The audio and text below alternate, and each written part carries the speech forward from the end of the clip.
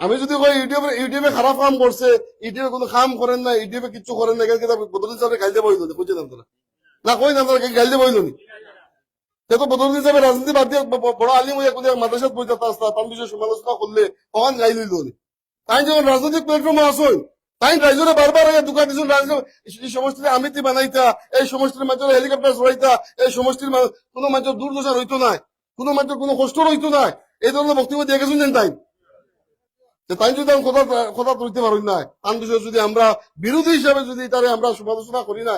আর সমালোচনা করতে গিয়া তান যারা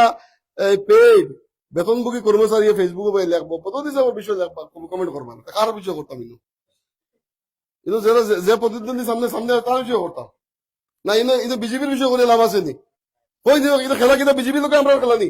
কিন্তু খেলা একমাত্র আজমুল্লাহ রেজাউল ডাইরেক্ট সিধা টুকু নামে কই আপনারা,